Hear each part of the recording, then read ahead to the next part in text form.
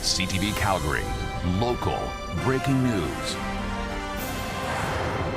Good afternoon. Alberta's Premier says she's pleased CUSMA-compliant goods are not included in the latest tariff increase. Starting today, there is a 35% on other Canadian goods going to the U.S.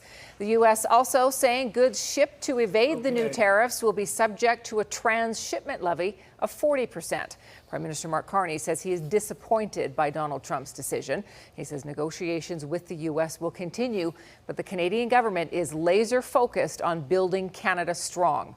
Experts believe these new tariffs are a negotiating tactic as the U.S. struggles to reach new trade deals. He does implement and does pull back. And he does threaten and then pull back. And I know we don't want to always rely on that, especially in circumstances where the growth of the Canadian economy is at stake. But I do think this is all part of the negotiation process. The province says the majority of goods Alberta sells to the U.S. are not impacted by tariffs, while Alberta's Premier is encouraging the federal government to resolve the tariff issues and restore free trade with the U.S. The federal Conservative leader says it's time to break our dependence on the U.S. Police remain at the scene of a suspicious death. Around 1:30 this morning, police were called after a body was found in the northeast community of Abbeydale. Police have put tape up around a field behind Abbeydale School, with investigators focusing on a small group of trees. There are also evidence markers on the street. The homicide unit is leading the investigation. An autopsy is scheduled for today, and once complete, police say they will share more information.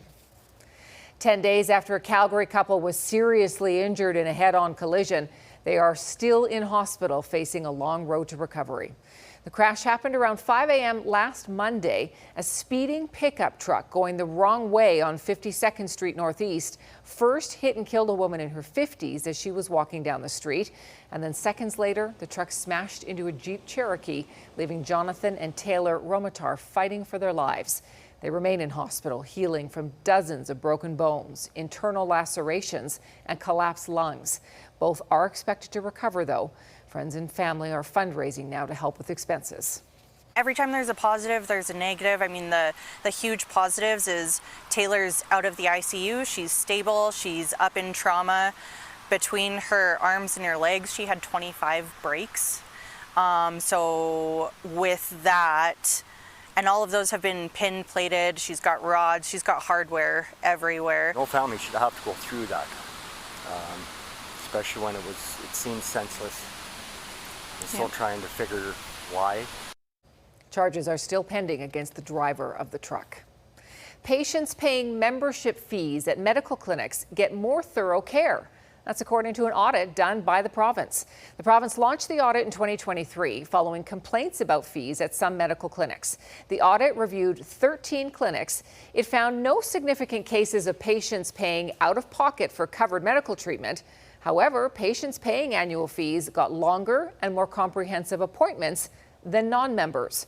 Membership clinics averaged 232 new patients per physician, while doctors in public clinics have an average of 965.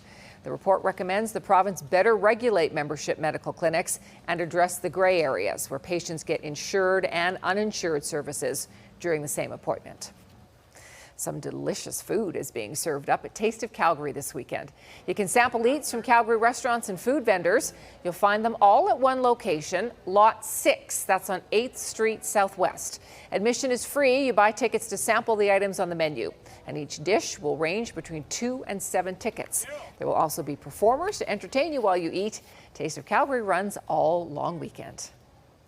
Thank you for joining us. We'll have more on the day's top stories coming up on CTV News at 5 and 6 or anytime online at ctvnews.ca/Calgary.